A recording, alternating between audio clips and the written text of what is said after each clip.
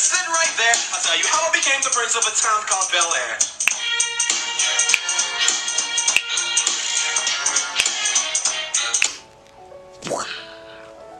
What's up? It's been a while, but I am back in front of a camera and I'm coming to you live from my studio. Okay. I would like to talk to you guys a little bit about zero waste and how I failed zero waste and how I'm so fuzzy and how I'm going to get back on track with it and gonna take you through the journey. Hopefully it will help you guys out if you want to start this journey, because I realized as I was, you know, doing my thing, getting ready for zero waste, that I had a lot of tips and tricks that would be really great for beginners. So that's why I'm coming here today. Also, just wanted to tell you the story of how I went back to consumerism. So, yeah. Let the story unfold. So it all started actually really with me being interested in going into environmental science as a degree, and I was taking classes like environmental conflicts, environmental issues and conflicts, animal behavior, and horticulture and things like that. And so I just was really enjoying these classes and wanted to learn more, and I went to Netflix and I found a lot of very interesting documentaries, and the first documentary that I watched was Cowspiracy, and that turned me vegan. And then I started thinking there's gotta be more, I can do more to help the world. It really started making me realize, wow, the world is in pain and we have to start helping it now, or there's a no turning point, and we are like there. We are at that no turning point where our ecology and our environment won't be able to heal from all of the afflictions that we as humans have put upon her. So, yeah. Anyway, so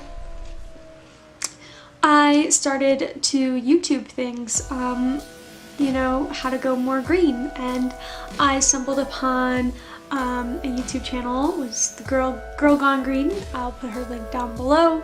And I also stumbled upon, you know, the queen of zero waste, Bae Johnson, and I went to the library, I got her book and really enjoyed it. I totally just went headfirst into zero waste. I was living at the time with Holmes's mother. Me and Holmes is my boyfriend. We were living with his mom, and his mom is like great. She's artistic. She's just really sweet and happy, and her house is very colorful and has pictures everywhere. She's just a very inspiring woman. So she was actually already living kind of a zero waste lifestyle, at least she had the aspects of it already in her life, and this is just how she had been living for a while to save money. And that was things like using mason jars for everything, buying bulk things, and using cloths to wipe everything down instead of buying paper towels, and then obviously never buying paper plates or anything like that. So yeah, she also bought everything used from Goodwill and things like that. So it was really easy for me to translate into zero waste because we already had a bunch of cloth towels and I was already used to wiping things down. We already used mason jars. We already bought a few bulk items. We didn't buy everything in bulk, but we bought things in bulk, so I kind of knew how to do that, and I had the containers to do that with.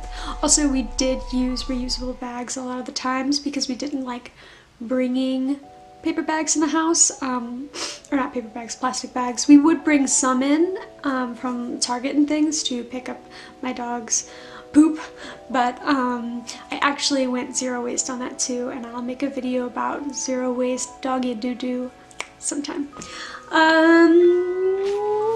Yeah. So what happened? How did I go from being very passionate about zero waste? I mean, I was even making my own makeup, making cleaners to clean the house with, making dog treats. I was doing a lot of things to, shampoos and conditioners. I was doing a lot of things to try to minimize my waste. And then it just all went kaput, gone, poof. Something changed at all. And that something was Holmes's brother moving in, and his name is Michael. So Michael moved in to our place because he was struggling with a lot of things. I won't go into detail, but he needed a place to live. So he came and moved in, and it just ruined our happy little abode. He brought in a bunch of stuff and made the house a mess, which me and Carrie are very clean, tidy people, so it was like, rah! I mean, the place was just dirty, his stuff was dirty, he had so much stuff, and he expected us to help him all bring it all in, when he was just very rude about everything, and yeah, it was just, you know, it was a poop time. You know, we thought we could help him and get him on the right path, but he really is a narcissist, I believe, and I think that Holmes definitely agrees with me, and I even think that most of the family would agree with me on that. But yeah, he did not have any regards for us or our things or our space or Carrie's space. I mean, he made his mom cry a lot of the times just of how rude and inconsiderate he was to our lifestyle. So me being just the person I am, I don't stand for people treating other people like that. I don't sit around and just let it happen. Yeah, I got in fights with him a lot. I would always be like, hey, you need to get your shit together, you need to, you know, like, I mean, just me and him were at it like this, because I don't take kindly to people using people. I don't take kindly to people being rude. I'm a Libra. I also grew up in like an abusive household, so I just have this very like justice warrior, like don't mess with me kind of just way on life. So yeah, and Carrie is very sweet, and she hates fights. She doesn't even care if it was for the better of the house. She hated fights. She did not want us to fight. It didn't matter. She's just a very, very passive lady. She's very sweet and very awesome. I love her.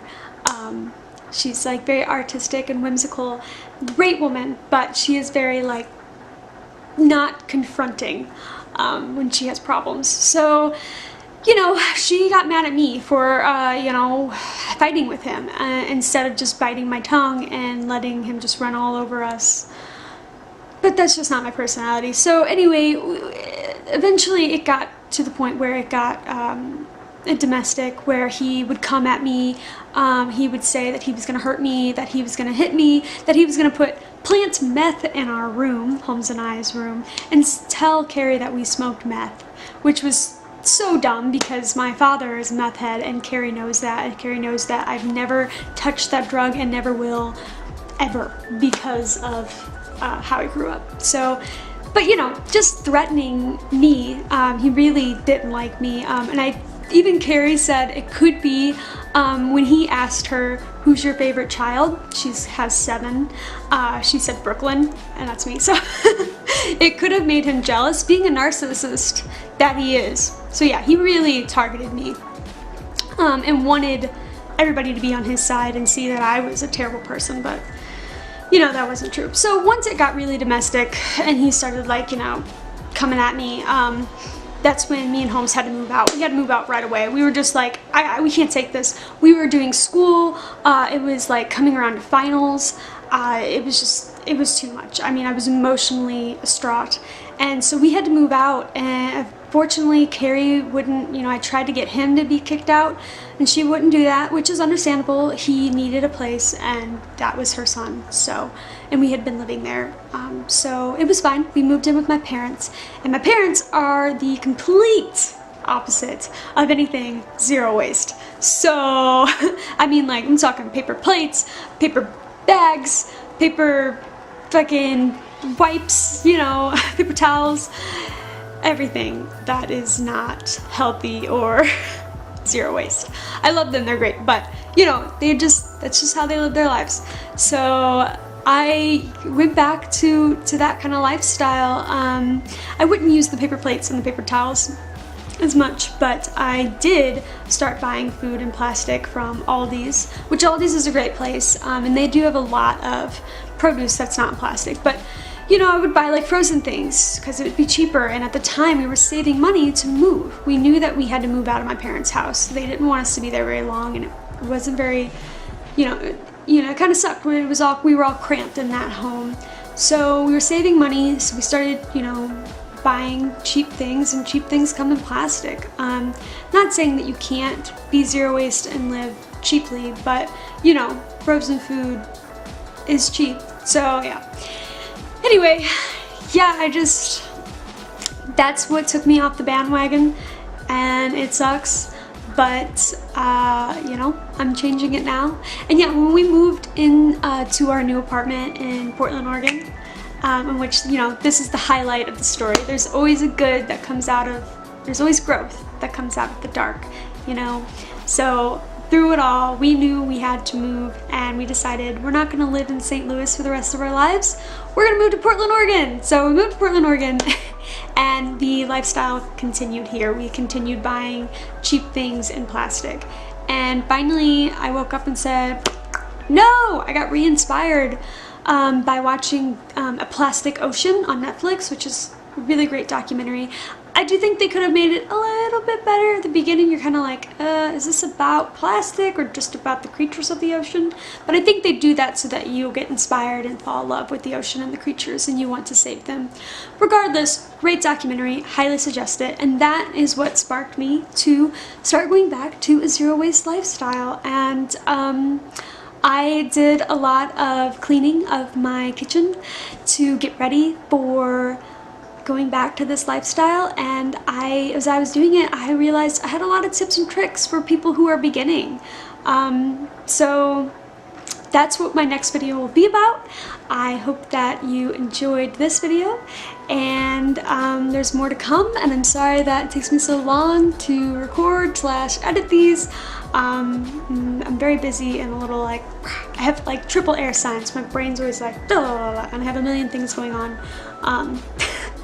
But yeah, so I think that's all I wanted to say, and I already have the next video about my tips and tricks for going low waste, is what I'm gonna call it instead. What a lot of zero wasters have moved on to calling it low waste, just because it's more attainable, because you cannot be zero waste. I mean, it really is just impossible to be completely zero waste. I mean, you have things in your home, like a bed or something, and those things one day are gonna be a waste. You're gonna pass away, maybe your kids take it for a little while, but eventually that mattress will have to be thrown away. So there's no way to live completely zero waste unless you're out in the wild. I mean, even then, you're pooping, and your poop is waste. It is biodegradable, but Anyway, I digress. Yeah. So that's already halfway recorded. I'm gonna finish it up, and I'll get that going for you guys. And yeah, if there's any video suggestions out there, or if you want to know about how we moved from St. Louis, Missouri to Portland, Oregon, let me know. I know that I've gotten a suggestion for that once, so maybe I'll do that soon. And yeah, I think that's all I have to say. I love you guys, and thank you for listening, and have a good day. Okay, bye.